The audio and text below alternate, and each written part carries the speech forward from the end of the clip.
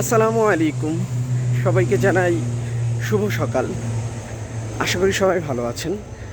আজকে ঈদের তৃতীয় দিন। আমি এখন অফিসে যাচ্ছি। তো বন্ধুরা সবাই কেমন আছেন কমেন্ট করে অবশ্যই জানাবেন। এইবার প্রথম, এটা হচ্ছে আমার জীবনের প্রথমবার যে কোনো ঈদ করলাম বাবা মা, ভাই বোন, আত্মীয় স্বজন সবাইকে ছাড়া। তো আসলে পরিবার পরিজন বা বন্ধুবান্ধব ছাড়া ঈদ করাটা খুবই একটা কষ্টের, খুবই কঠিন। তো আমি উপলব্ধি করতে পারলাম যে আসলে যারা প্রবাসে আছেন, যারা কর্মের তাগিদে দূরে থাকেন, জীবিকার জন্য দূরে থাকেন, তাদের ঈদ করা বা কোনো উৎসব পালন করা খুবই কষ্টের। পরিবার পরিজন ছাড়া, প্রিয়জন ছাড়া একা একা ঈদ করাটা আসলে অনেক কষ্টের।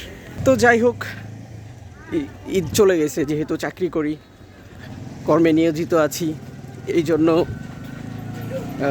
আসলে পরিবার পরিজন ছাড়া দূরে থাকতে হয়। তো এইবার ঈদে আমার অন্যরকম একটি অভিজ্ঞতা হলো।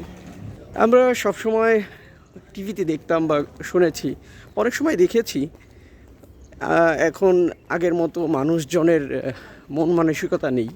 মানুষ চেঞ্জ হয়ে গেছে, সময় এর আস্তে আস্তে মানুষ পরিবর্তন হয়ে গেছে। একটা সময় মানুষ কোরবানি করতে হচ্ছে গরিবদেরকে বিলিয়ে দেওয়ার জন্য। তো এইবার আমি যেটা দেখলাম, আমার চাক্ষুষ প্রমাণ যেটা, আমি অনেকেই দেখেছি যে কুরবানি করে কুরবানির যে মাংসগুলো, সম্পূর্ণ মাংস নিজেদের জন্য রেখে দিয়েছে। দুই একটা আত্মীয় স্বজন এবং যারা দুই একজন ভাড়াটিয়ে আছে তাদের মাঝে বিলিয়ে দিয়েছে। এছাড়া ফকির মিসকিন বলেন বা গরিব দুঃখী বলেন, তাদের মাঝে বিন্দু পরিমাণ মাংস বিলিয়ে দেওয়া তারা দেয়নি। এটা আমি আসলে নিজে দেখেছি। তো আসলে যে সমস্ত মানুষগুলো যে কুরবানি করেছে, জানি না আসলে তারা আল্লাহর সন্তুষ্টির জন্য করেছে নাকি নিজেদের মাংস খাওয়ার উদ্দেশ্যে করেছে। তো সেই সমস্ত মানুষদেরকে আল্লাহ হেদায়েত দান করুক।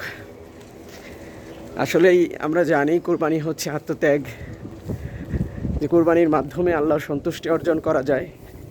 গরিব দুঃখীদের মাঝে মাংস বিলিয়ে দিয়ে গরিব দুঃখীদের সাথে একসাথে আনন্দ উপভোগ করাটাই হচ্ছে কুরবানির মূল উদ্দেশ্য। তো আল্লাহ সবাইকে হেদায়েত দান করুক। ভালো থাকবেন সবাই। আল্লাহ হাফেজ। আসসালামু আলাইকুম।